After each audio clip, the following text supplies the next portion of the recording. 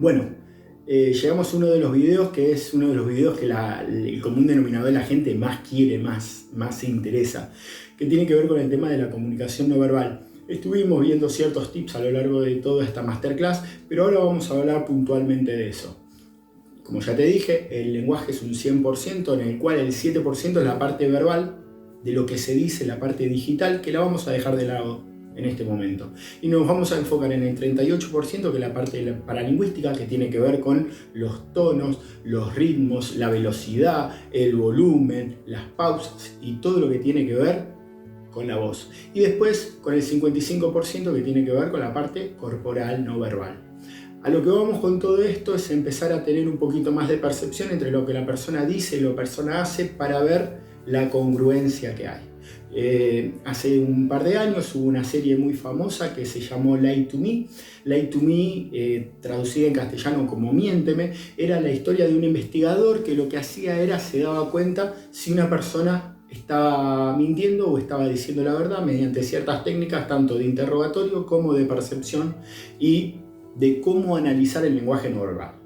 Eso fue un estudio que hizo una persona que se llama Paul Ekman, que es una persona a la cual le pagaron y hizo toda una investigación, que viajó por el mundo para darse cuenta que el ser humano tiene las mismas emociones a lo largo de todo el mundo y que tanto una persona japonesa, una persona africana, una persona estadounidense y una persona argentina tienen la misma cantidad de músculos y se mueven de la misma manera con el tema de las emociones. Entonces empezaron a hacer todo ese estudio y hicieron una ficción en la cual expresaban los diferentes cambios de todo esto. Antes de empezar con todo, les quiero dar una pequeña recomendación. En todo lo que tenga que ver con comunicación no verbal tenemos que tener en cuenta 3 cosas muy importantes. La primera tiene que ver con la cultura, ¿sí? Diferentes culturas, hay diferentes maneras de decir las cosas. Por ejemplo, algo que vamos a ver en el video siguiente, que es el tema de los gestos emblemáticos.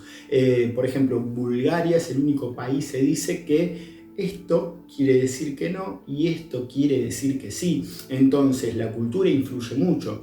Nosotros, por ejemplo, acá en Argentina estamos en un bar y hacemos así y es muy probable que el mozo venga y te traiga un café.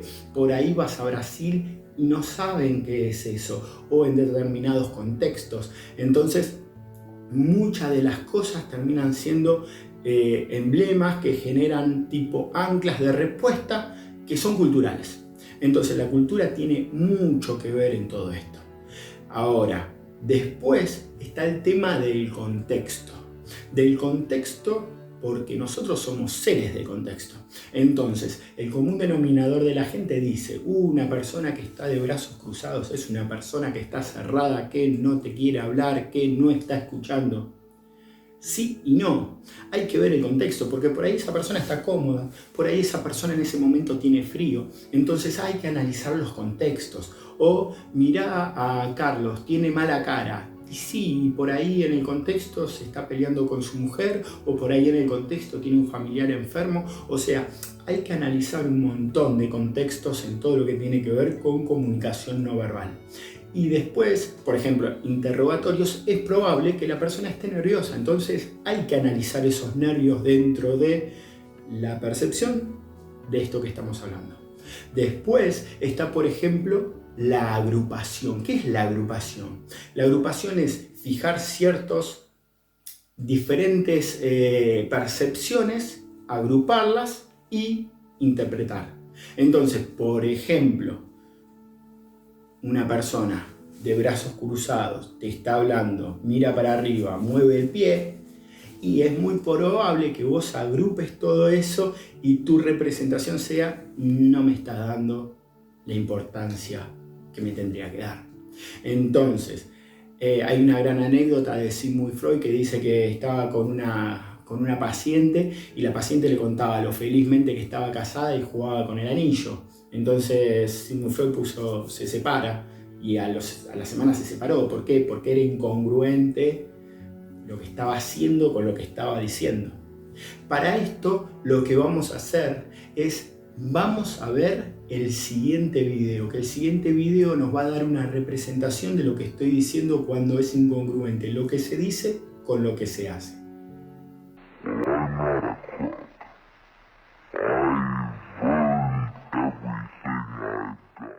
¿Vieron? ¿Vieron? Presidente, Estados Unidos. Todo lo que gané, lo gané honradamente. Da un paso hacia atrás y se cruza de brazos.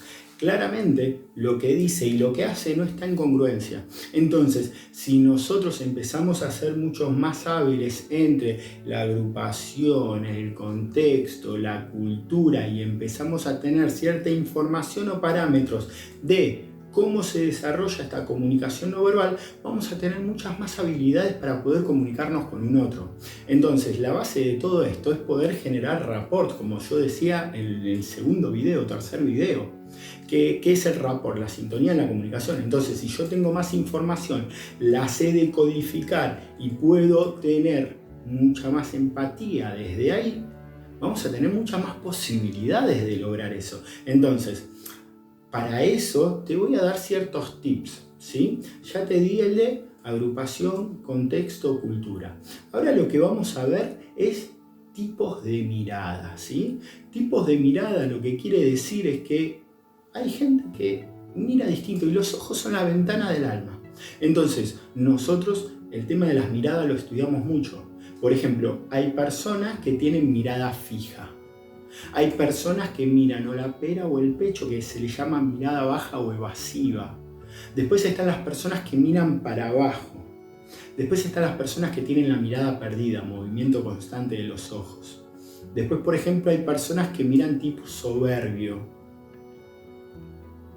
Entonces, nosotros tenemos que encontrar la forma de tener una sintonía también de la mirada. Entonces, por ejemplo, si tengo una persona con mirada baja o evasiva, les voy a poner un ejemplo. Yo cuando tomaba entrevistas tenía una persona con mirada baja evasiva, si yo la miraba de forma penetrante, yo a esa persona la iba a inhibir. Entonces yo a esa persona, ¿qué tenía que hacer? La tenía que mirar de tal manera que lo que hacía era que esa persona, en vez de cerrarse, se puede ir abriendo. Porque dentro del rapport nosotros lo que decimos y lo que hacemos es que tenemos que acompasar para poder liderar. Entonces, si yo acompaso, genero un vínculo con empatía, esa persona se va a abrir, entonces yo voy a poder, con mis herramientas, liderar la comunicación. Entonces, yo de esa manera, en recursos humanos, lo que hacía cuando tomaba entrevistas es encontraba la forma de que la persona se pueda explayar lo mejor posible. Entonces, todas estas herramientas sirven para eso. Yo les voy a ir contando a lo largo de la charla pequeños tips que yo tenía de recursos humanos. Por ejemplo, yo cuando estaba tomando entrevistas, lo primero que hacía era veía a la persona cómo venía caminando. ¿Y cómo viene caminando la persona? Es un montón de información. Viene caminando de manera prolija, viene caminando de manera desprolija.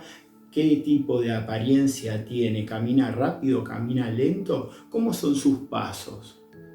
Y después le daba la mano y me daba cuenta si estaba transpirada, si no estaba transpirada. Pero también tenía que tener en cuenta el contexto, que por ahí hacía calor afuera y es obvio que vas a tener la mano transpirada. Ahora, si tiene la mano transpirada, le empieza a transpirar, quiere decir que por ahí está nervioso, si se le traba la voz. Entonces, yo analizaba a la persona. Imagínense lo que me divertí durante todos esos años que tomaba entrevistas y empezaba a analizar cada uno de los gestos. Yo me pasaba 4, 5, 6 horas todos los días de mi vida tomando entrevistas y hablando con mis empleados. Entonces, ¿qué hacía yo? Encontraba la forma para encontrar la mejor versión de cada uno de ellos y encontrar la forma de que se sientan cómodos de diferentes maneras. Entonces, tipos de miradas, ¿sí? Tenemos que tener en cuenta diferentes. Entonces, por ejemplo, si yo estoy delante de una persona, un interlocutor, que tiene una mirada fija y penetrante, y yo tengo una mirada fija y penetrante, hay un choque de miradas, los dos nos terminamos o cerrando, o la comunicación no va a ser fluida. En vez, si yo tengo la habilidad para ir enfocando la mirada, ir haciendo que la mirada penetrante del otro vaya bajando, ¿qué hice? Acompasé para poder liderar. ¿Desde dónde? Y desde todo mi de toda mi comunicación, del 100%, desde lo que digo, desde cómo lo digo y de cómo es mi postura. Entonces, vamos a empezar a ver un montón de cosas de estas y a lo largo de la masterclass vos vas a tener una idea mucho más clara de todo esto. Quizás leíste en algún libro, quizás hiciste algún curso. La idea es que todo sume y quizás no sabes absolutamente nada de esto. Yo creo que en todos los casos esto es para disfrutar, porque son diferentes miradas y son cosas que culturalmente mucho no se tienen en cuenta. Después está algo que hice un pequeño comentario antes, que lo voy a explicar bien en este momento, que son los accesos oculares. ¿Qué son los accesos oculares? Son la manera que tienen nuestros ojos de buscar la información a medida que nosotros nos vamos representando el mundo y vamos a buscar la información. Entonces, por ejemplo, las personas que están buscando recuerdos visuales van a buscar su recuerdo arriba. O sea, personas, hay mucha interpretación en esto y generalmente las personas van a buscar el recuerdo arriba a la izquierda y lo imaginado o inventado arriba a la derecha. En el tema auditivo, lo recordado va a la altura de la oreja a la izquierda. Lo imaginado o lo que nosotros queremos proyectar a la derecha. Y abajo está lo kinestésico y el diálogo interno. Y tiene su lógica. Fíjate que cada vez que nosotros estamos en nuestro diálogo interno, medio triste, con emociones bajas, que estamos así. Entonces, darnos cuenta de esto tiene un montón de satisfacción y como digo siempre, por ejemplo, hay veces que nosotros estábamos en una evaluación y estábamos muy centrados y de repente levantaste la mirada y te acordaste de lo que estabas pensando. ¿Por qué? Y porque lo fuiste a buscar al lugar donde estaba. Entonces, esto tiene un montón de información. ¿Quiere decir que si va a buscar las cosas en otro lado me está mintiendo? No. Nosotros lo que hacemos es calibrando. Por ejemplo, yo en mis entrevistas calibraba. Entonces hacías preguntas para calibrar a la persona. Entonces me daba cuenta de dónde iba a buscar el pasado o el futuro. Hay gente que tiene la línea al revés y va a buscar el pasado a la derecha y el futuro a la izquierda o lo proyectado a la izquierda. Entonces yo lo que hacía era algo que se llama calibrado. Iba preguntando para ver para dónde se movían sus ojos. Entonces a medida de dónde se movían los ojos yo iba calibrando. Entonces si yo hacía una pregunta del pasado y le iba a buscar al futuro, no quería decir que me estaba mintiendo, quizá me estaba queriendo maquillar la verdad, quizá no, porque hay un montón de cosas de estas. Lo que nosotros decimos es que tenemos que estar atentos, hay algo raro y después está en nosotros, en la habilidad nosotros que tengamos para poder hacerlo. Por ejemplo, más allá de estas habilidades, quizás les puedo contar una que es fantástica para detectar mentiras, por ejemplo, que se utiliza mucho en interrogatorios, que es preguntarle a la persona qué es lo que está haciendo, qué es lo que estuvo haciendo. Entonces esa persona te va a decir, por ejemplo, y a las 8 me bañé, 8:15 me terminé de cambiar, 8:30 salí con el auto, a las 9 estaba en casa de Carlos, a las 9:30 estábamos cenando, a las 10 nos fuimos a tomar algo, 10:30 estábamos jugando al pool, a las 11, perfecto, pará, contámelo al revés. ¿Por qué?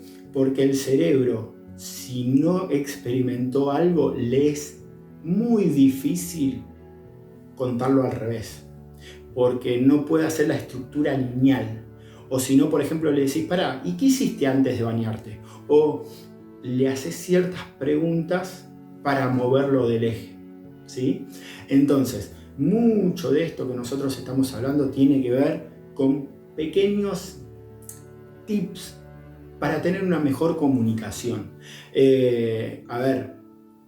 Vuelvo a repetir, hay que ver agrupación, hay que ver contexto, hay que ver cultura, hay que ver un montón de cosas, pero son pequeños tips.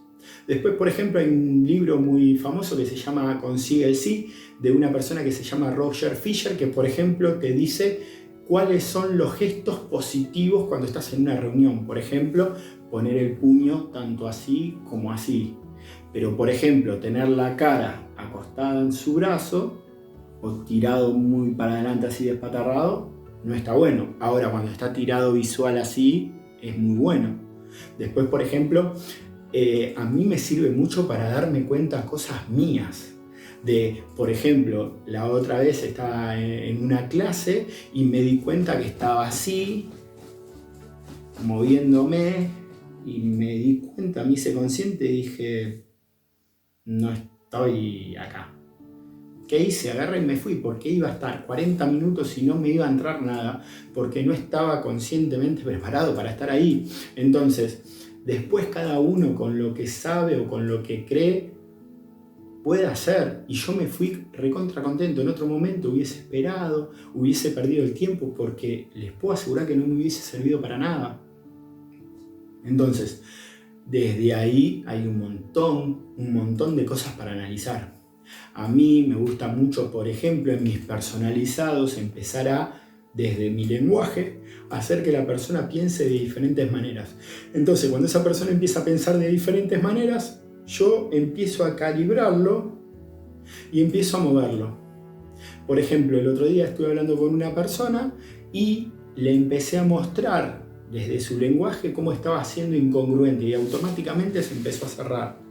Y le digo, mira, te estás cerrando, ¿por qué será? Si vos creerías que tenés razón, no te estarías cerrando.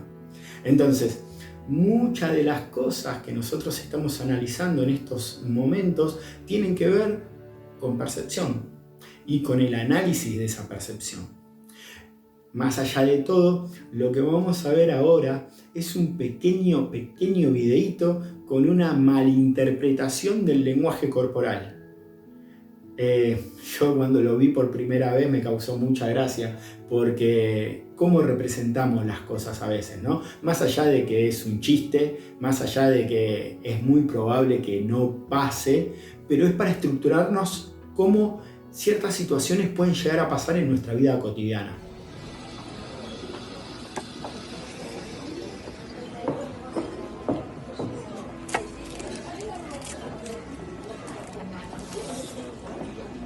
Sí.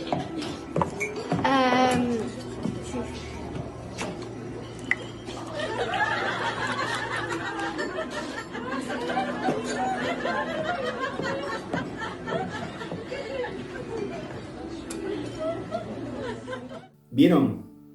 Tema mapa. Hay que tener mucho cuidado como nosotros transmitimos, ¿no? En realidad es un pequeño videito para mostrar, pero por ejemplo, nosotros en todo esto, por ejemplo, Roger Fisher habla de cómo darnos cuenta cuando tenemos que terminar una reunión. Vieron que hay veces que la reunión sigue y no tendría que seguir. Entonces hay ciertos tips para darte cuenta que la reunión ya está llegando a su fin. Por ejemplo, la gente que mira el reloj o la puerta. Entonces, el mirar el reloj o la puerta ya te da que la persona se está cerrando inconscientemente. Ahora, quizás esa persona, supongamos que estamos en una reunión, ¿no? Quizás esa persona está mirando la hora porque realmente se quiere ir. Entonces, analizando el contexto, pero por ahí, en ese momento, yo podría ser un poco más hábil y le podría decir, discúlpame, noto que estás apurado, vamos a hacer una cosa, cerramos en 2-3 minutos la idea y después cada uno, y de última después nos llamamos. Entonces, ¿qué estás haciendo? Estás haciendo consciente esa incomodidad que la persona está teniendo. Entonces, empezar a analizar desde ahí el lenguaje es magnífico. Te da mucha más información que el común denominador de la gente. Por ejemplo, el mirar el reloj y mirar a la puerta, en el tema negocios es muy importante, el tema ventas. Por ejemplo, se dice que cuando vos vas a negociar con alguien, vos te sientes del lado que vos puedas ver la puerta. ¿Por qué? Primero y principal porque la otra persona no ve la puerta y no tiene salida consciente, se le dice. Y segundo es porque vos mirando la puerta tenés un montón de maneras de dispersarte. En vez, si él está mirando una pared, es muy probable que tenga menos para dispersarse. Son pequeños tips. Después, por ejemplo, que cada vez que vos estés negociando con alguien o estés con alguien que sea más de una persona, siempre estate a la derecha de la persona que decide. ¿Por qué? Porque nuestro cerebro trabaja de manera de reloj. Entonces siempre nos quedamos con lo de la derecha. Por eso, por ejemplo, en las vidrieras que están preparadas y diseñadas, las cosas que están a la derecha son las que más quieren vender. Y hay un montón de cosas de estas. Por ejemplo, no sé, en un diario, esta página sale más que esta página para publicitar. ¿Por qué? Porque es instintivo lo que hacemos. Después, por ejemplo, Roger Fisher también dice el tema con el tema de mirar el reloj. Hay una gran anécdota de Bush en el debate de Estados Unidos.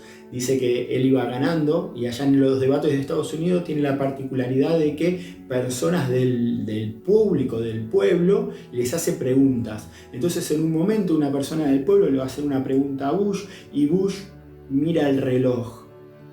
Y eso fue tomado como que le importaba muy poco la pregunta y terminó teniendo problemas en la elección por ese simple gesto. Fíjense qué importante es el tema de ser congruente en el lenguaje tanto verbal como no verbal. Y acá empezamos a analizar un montón de cosas. Y hay muchos tipos, por ejemplo, el tema de la transpiración. El tema de la transpiración nosotros lo vemos acá, en las manos, ¿sí?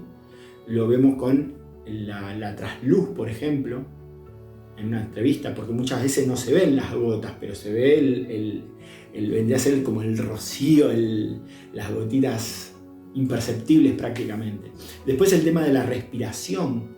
Nosotros tenemos una respiración y por ahí en determinados contextos, o que estás nervioso o que estás ansioso, la respiración empieza a subir. Entonces, por ejemplo, en el rapport se puede calibrar respiración con respiración. ¿Para qué? Porque calibrando eso es mucho más probable que tengas más posibilidades de tener rapport. Después, por ejemplo, el tema de tragar saliva, que es instintivo. Fíjense, por ejemplo, que en todo lo que tiene que ver con aduanas y todo eso, están diseñados y preparados los guardias de seguridad para poder leer esta parte. Porque si hay personas que tragan mucha saliva es porque algo está pasando. Hay un documental muy interesante en Discovery Channel que habla sobre los aeropuertos. No me acuerdo si Discovery Channel o un canal de eso, que habla sobre la seguridad de los aeropuertos y te enseñan un montón de tips de lenguaje corporal. Y si nos ponemos a analizar, por ejemplo, los hombres estamos más complicados por el tema de la nuez de Adán. En realidad, en todo lo que tenga que ver con comunicación no verbal, los hombres estamos más complicados porque las mujeres tienen muchas más posibilidades de ser mejores en el tema comunicación no verbal que el hombre. O sea, en el común denominador de personas que no saben absolutamente nada de eso, una mujer puede detectar mucho más que un hombre. Pero todos tenemos la posibilidad, todos tenemos los recursos necesarios, como dice la presuposición de PNL, todos tenemos los recursos necesarios y si nosotros nos enfocamos y estudiamos del tema, podemos mejorar un montón, pero un montón la percepción.